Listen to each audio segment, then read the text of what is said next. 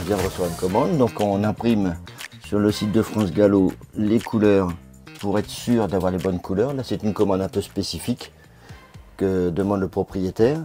Donc ensuite, on le traduit sur l'ordinateur par un logiciel spécifique où je peux mettre les motifs que je veux avec les couleurs que je veux à l'emplacement que je veux. Vous avez ici donc la casaque complète.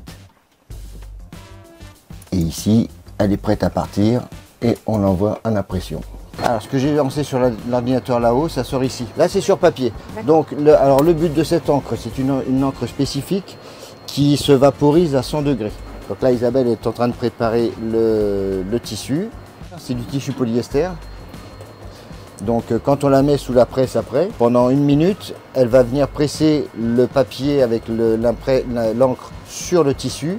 Et l'encre va se vaporiser dans le tissu. Donc tout ce qui est sur le papier va se transposer dans le tissu. Okay. Voilà, on enlève, on découpe.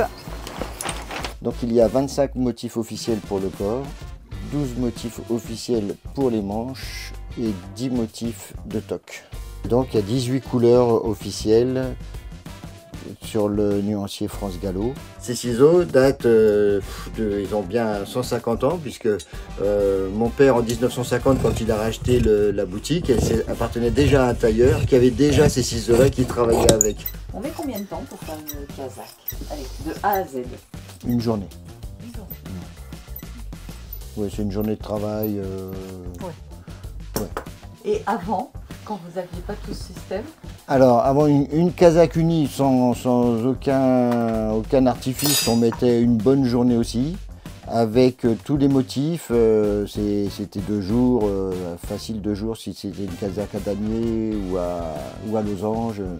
Les étoiles aussi, on y mettait facilement 2 jours pour faire une casaque. Chaque étoile était découpée à la main comme les damiers? Tout à fait, c'était découpé, c'était rentré au fer pour éviter que l'effilochage. C'était positionné avec des épingles sur la casaque et tout cousu à la main. Travail de précision. Maintenant ça va plus vite. Voilà, maintenant ça va plus vite. Au fer à souder pour éviter que ça s'effiloche. Voilà, comme c'est du polyester. Voilà. Au ciseau, on fait... Non, et ben, ça évite, voilà. Vous avez le coup, hein, vous dépassez pas. Hein. Ah, c'est vrai que c'est... C'est pour ça que je la laisse faire, parce qu'elle est plus spécialiste que moi au niveau du découpage. On va coudre les manches à la machine maintenant. Première couture.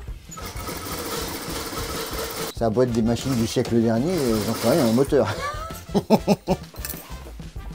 pèse une casaque? Alors, on va le savoir tout de suite. Donc la plus légère des plus légères.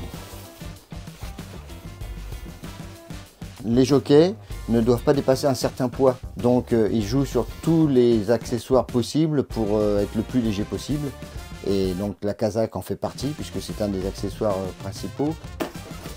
J'ai passé un diplôme de tailleur, coupeur, tailleur et gradation. Dans la même école que mon père 50 ans avant. Et puis j'ai commencé à travailler donc en 95 avec mon père dans la boutique. Et j'ai repris l'affaire en 97.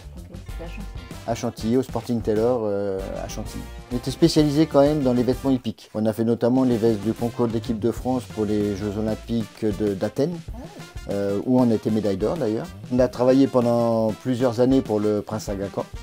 Je ne sais pas si on a un fluide spécial, mais souvent, les gens qui font leur première casaque chez nous gagnent leur première course avec leur casaque. Ah bon, bah, je vais faire la mienne. Non mais c'est vrai, on a des gens qui nous contactent en direct pour faire une casaque, on leur fait, et puis ils nous répondent peu de temps après. Oh, super, la casaque elle a gagné, on est super content et tout, et donc nous ça nous remplit de joie parce qu'on aime bien quand nos clients gagnent.